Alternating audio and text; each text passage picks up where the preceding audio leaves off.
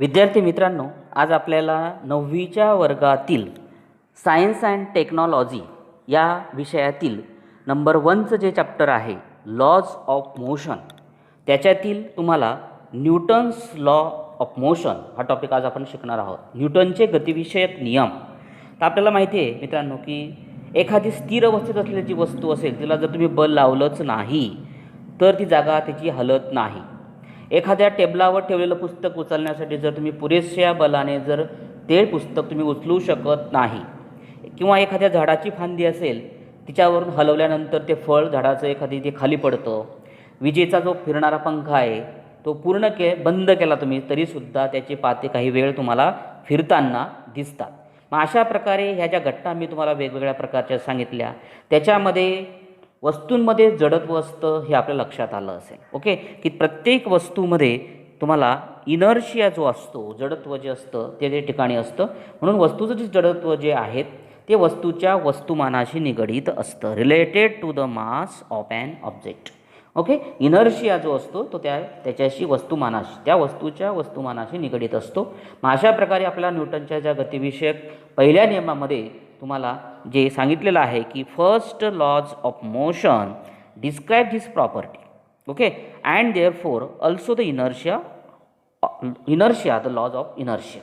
तर त्याच्यामध्ये तुम्हाला न्यूटनच्या गतिविषयक पहिल्या नियमात पदार्थाच्या याच गुणधर्माचं वर्णन त्या ठिकाणी केलेलं आहे. म्हणून त्याला तुम्ही जडत्वाचा नियम, because that is the laws of inertia असं आपण त्यांना म्हणतो. ओके, मग अशा प्रकारे जडत्वाची जी सगळी उदाहरणं असतील ती तुमची न्यूटनच्या गतिविषयक नियमाची पहिल्या नियमाची उदाहरणं तीच असतील. ओके, अशा प्रकारे आपण त्याच्यामध्ये पाहिलेलं आहे. त्यानंतर Newton's first law of motion, पुढचा जो टॉपिक आहे Newton's first law of motion.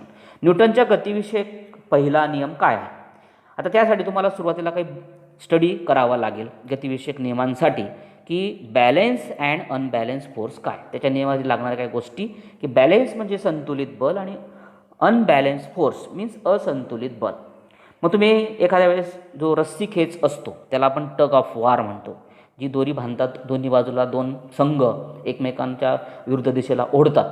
ज्या वेळेस दोघांची ताकद जर सारखी असेल तर कोणीही कोणाला ओढू शकत नाही. एका बाजूने जर ताकद कमी लागली समजा तर त्या बाजूने ते दुसऱ्या बाजूने ज्या ताकद लागली त्या बाजूला ते ओढले जातात. लक्षात. अशा प्रकारे तुम्हाला त्या ठिकाणी जे बल असतं की कोणत्या दिशेला किती अप्लाय केलं जातं. Net force gets applied in the direction gets greater force and centre of the rope shift in that direction. अशा प्रकारे तुम्हाला त्याच्यामध्ये त्यावेळी जे बल असंतुलित होतात, परिणामी बल अधिक बलाच्या बाजूला प्रयुक्त होतं आणि रस्सीचा मध्य त्या दिशेला सरकतो. अशा प्रकारे तुम्हाला त्याच्यावरून जो न्यूटनचा फर्स्ट लॉ दिलेला आहे की an object continue to remain at rest or in a state of uniform motion along a straight line usually unless an external unbalanced force acts on it. जर एखाद्या वस्तूवर कोणतंही बाह्य असंतुलित बल कार्य करत नसेल तर तिच्या विराम अवस्थेमध्ये किंवा म्हणजेच रेस्ट पोझिशनला किंवा सरळ रेषेतील एक समान गतीमध्ये सातत्य राहतं. त्याच्यामध्ये कुठल्याही प्रकारचा बदल हा होत नाही, सातत्य त्या ठिकाणी राहत असतं. ज्यावेळेस तुम्ही एखादी वस्तू विराम अवस्थेमध्ये जाते किंवा सरळ रेषेमध्ये गतिमान असेल तेव्हा तिच्यावर कोणत्याही प्रकारचं बल कार्यरत नसतं. प्रत्यक्षात त्या वस्तूवर विविध बले कार्यरत असतात, परंतु ती परस्परांना एक प्रकारे निशब्द करतात, म्हणजेच त्याच्यावर कुठल्याही प्रकारचं बल त्या ठिकाणी नसतं. नेट फोर्स इज झिरो, म्हणजेच एक प्रकारे शून्य परिणामी बल त्या ठिकाणी तयार होत असतं. आणि न्यूटनच्या पहिल्या नियमाने जडत्वाचे म्हणजेच वस्तूच्या गतिविषयक अवस्था स्वतःहून न बदलण्याचं जे स्पष्टीकरण या ठिकाणी तुम्हाला दिलेलं आहे. त्याचप्रमाणे वस्तूच्या विराम अवस्थेमध्ये तुम्हाला किंवा त्या वस्तूच्या सरळ रेषेतील एक समान गतीमध्ये बदल घडवून आणण्यासाठी किंवा त्या बदलास प्रवृत्त करणाऱ्या असंतुलित बलाचं जे स्पष्टीकरण आहे ते त्या ठिकाणी दिलेलं जातं. ओके, अशा प्रकारे तो फर्स्ट नियम जो पहिला न्यूटनचा गतिविषयक तो पाहिलेला आहे. त्यानंतर आहे पुढचा topic Newton's seconds law of motion. Okay, न्यूटनचा गतिविषयक दुसरा नियम आता आपल्याला पाहणार आहोत. तर तुम्हाला समजा आता तुम्ही एका मित्राला समान आकाराचा प्लॅस्टिकचा व रबराचा चेंडू उंचीवरून खाली टाकायला जर तुम्ही सांगितला तर तुमच्या असं लक्षात येईल की रबराचा चेंडू उंच जाईल, प्लॅस्टिकचा चेंडू जास्त उंच जाणार नाही. लक्षात कोणता चेंडू तुम्ही सहज झेलू शकाल हा विचार तुम्ही करा. त्याला फेकण्यास मित्राला जर तुम्ही वरती सांगितलं तर अशा प्रकारे तुम्हाला त्या ठिकाणी एखाद्या वस्तूवरती जर तुम्ही समजा कुठल्याही प्रकारचा आघाताचा परिणाम त्या वस्तूचे वस्तुमान किंवा तिचा वेग या ज्या दोन्हींवर अवलंबून असतो. वस्तूचा जो वस्तुमान आहे आणि तिचा वेग आहे, म्हणजेच बलाचा परिणाम जर तुम्हाला घडवून आणण्यासाठी वस्तूचे जे वस्तुमान आणि वेग आहे त्यांना एकत्र जोडणारा कारणीभूत असा एक गुणधर्म असतो. त्या गुणधर्माला न्यूटनने एक प्रकारचं मोमेंट असं म्हटलेलं आहे. संवेग म्हणतो आपण त्याला, संवेग. ओके, संवेग असं म्हटलेलं आहे. याचा अर्थ तुम्हाला समजलं असेल की जे मोमेंट आहे त्या moment has magnitude as well as direction. संवेगाला परिमाण असतं, दिशासुद्धा असतात आणि संवेगाची जी दिशा आहे it's direction is the same of that velocity. संवेगाची दिशा वेगाच्या दिशेने असते. म्हणून SI सिस्टीममध्ये जे युनिट आहे मोमेंटमचं kilogram metre per second and while CGS system is a gram centimetre per second हे त्याचं एकक आहे. जर तुम्ही समजा वस्तूवर प्रयुक्त केलेलं जे असंतुलित बल आहे त्या वेगामध्ये जर बदल घडवून आणत असेल तर तेच बल संवेगात सुद्धा बदल घडवून आणतं. म्हणजेच वस्तूच्या संवेगात बदल घडवून आणण्यासाठीचे आवश्यक बल संवेग बदलाच्या दरावर अवलंबून असतं.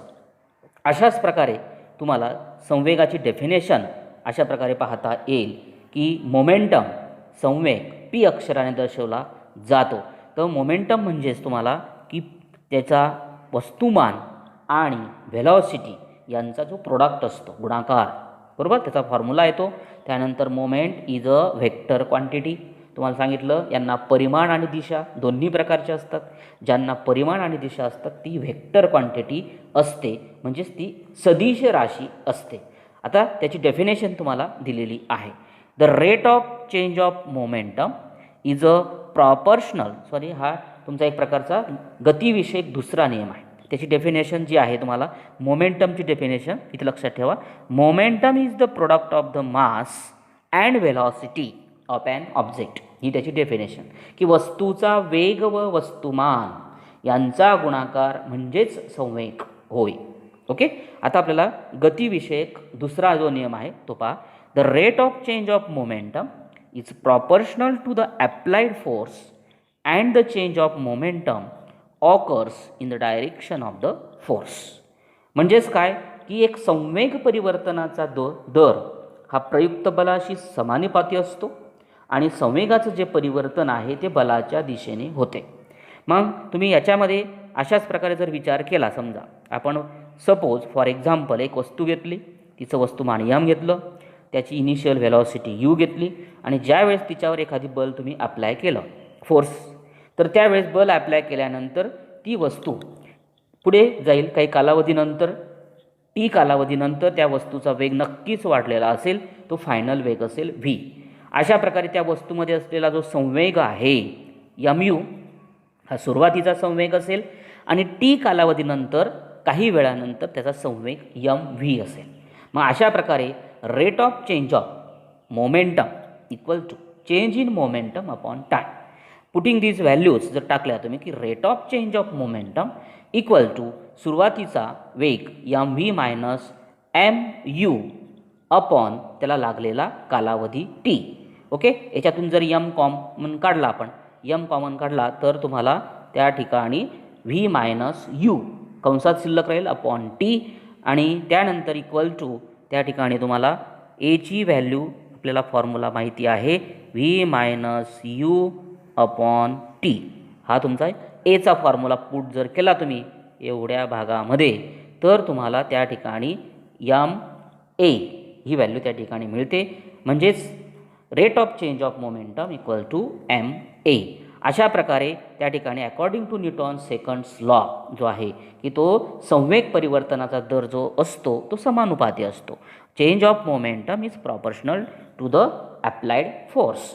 मग त्याच्यानुसार तुम्ही अशा प्रकारे जो मोमेंटम आहे M A is directly proportional to the F.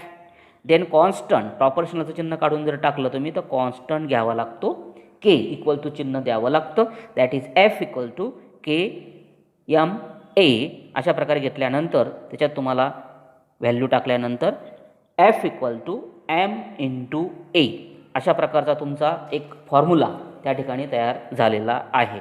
मग याच्यामध्ये तुम्ही याच्यात समजा आपण जर विचार केला की सुरुवातीला विरामावस्थेमध्ये असणाऱ्या दोन वेगवेगळ्या वस्तुमानाच्या वस्तू जर विचारात घेतल्या तर दोन्हींचा सुरुवातीला संवेग 0 असेल, बरोबर. आणि समजा त्या वस्तूंवर विशिष्ट कालावधीनंतर, समजा टी कालावधीनंतर एक ठराविक बल अप्लाय केलं एफ, तर ती हलकी वस्तू जड वस्तूपेक्षा अधिक वेगाने जाऊ लागते. परंतु दोन्ही वस्तूंमध्ये होणाऱ्या संवेगातील परिवर्तनाचा जो दर आहे तो समान असतो. म्हणजेच एफ जो असतो कॅपिटल तो जर समान असेल तर त्या ठिकाणी तुम्हाला होणारा बदल जो आहे एफ टी सुद्धा समान असेल. म्हणजेच वेगवेगळ्या वस्तूवर समान कालावधीत समान बल प्रयुक्त केल्यास संवेगातील बदल सुद्धा समान असतो. If the same of the force is applied on different object the change in momentum is the same. अशा प्रकारे वेगवेगळ्या वस्तूवर समान कालावधीमध्ये जर समान बल प्रयुक्त केल्यास संवेगातील बदल हा सुद्धा समान असतो. अशा प्रकारे तुम्हाला SI सिस्टीममध्ये फोर्सचं एकक आहे न्यूटन, त्याचं बल. ओके, त्यानुसार तुम्ही न्यूटनची डेफिनेशन पहा.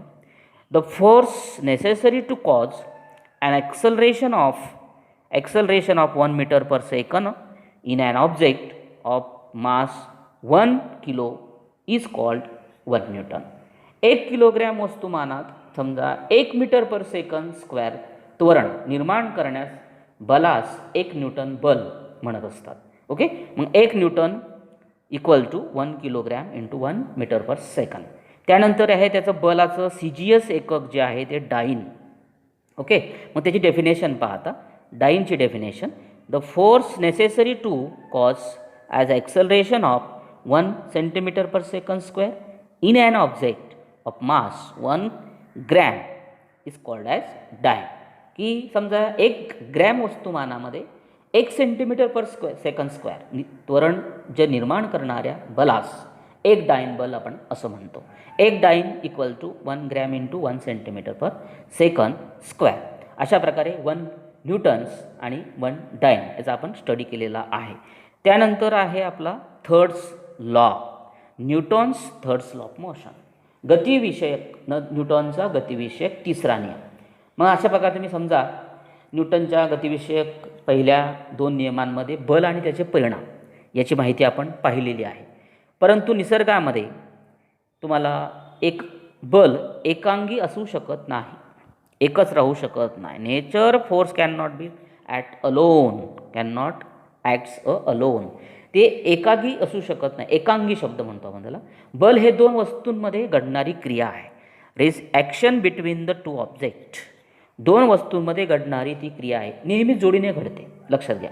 म्हणजे ज्या वेळेस तुम्ही एक वस्तू दुसऱ्या वस्तूवर बल प्रयुक्त करते त्याच वेळेस ती दुसरी वस्तूसुद्धा पहिल्या वस्तूवर बल प्रयुक्त करते.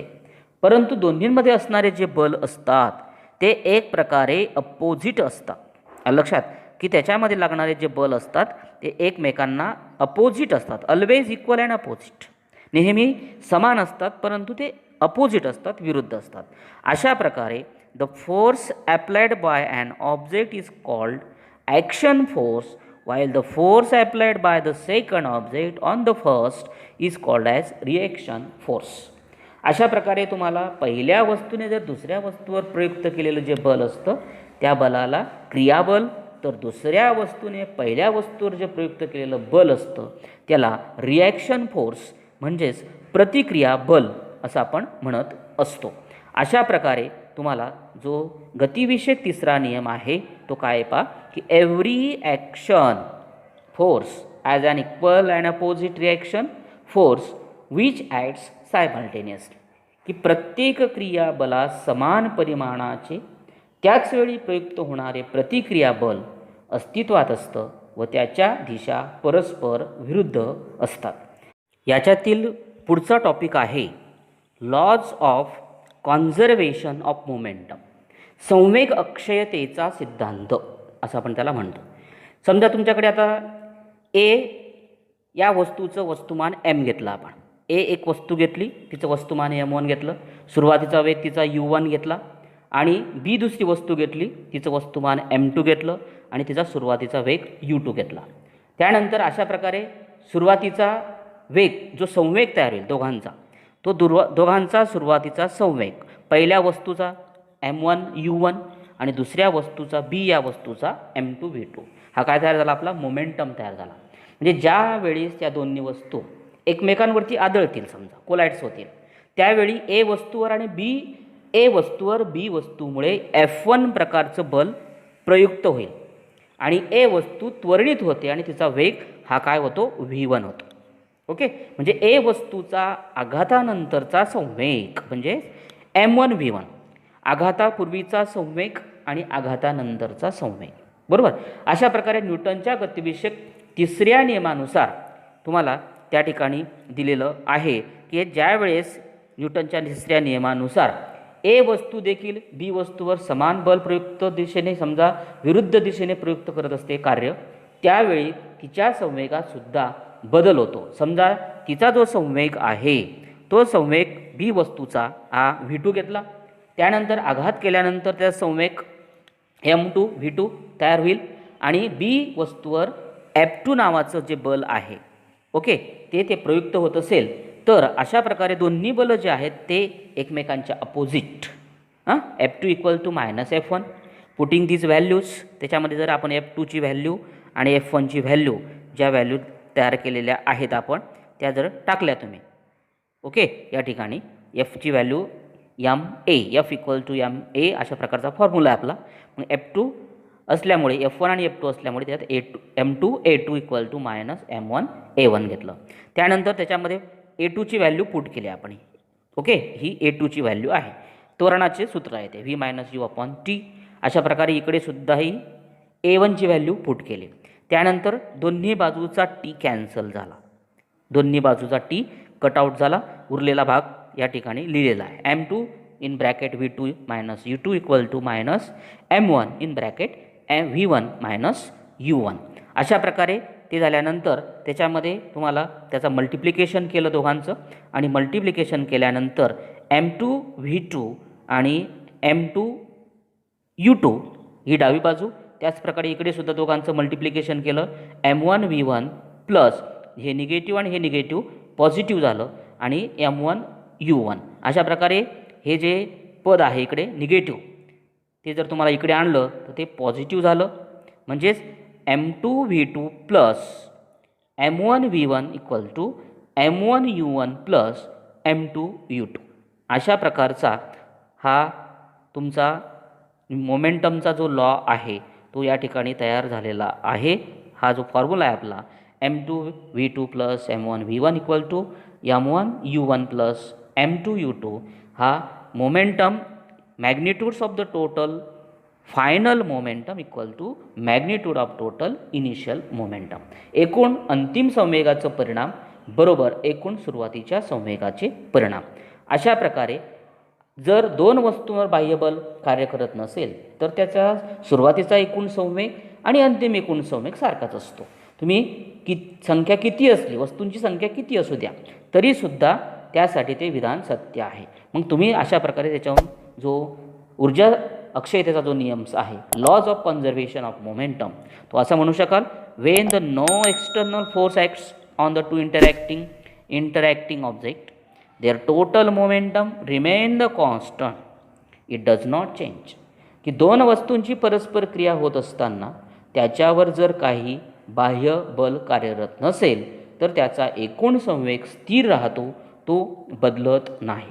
अशा प्रकारे न्यूटनच्या गतिविषयक तिसऱ्या नियमाचा हा एक उपसिद्धांत म्हणून ओळखला जातो.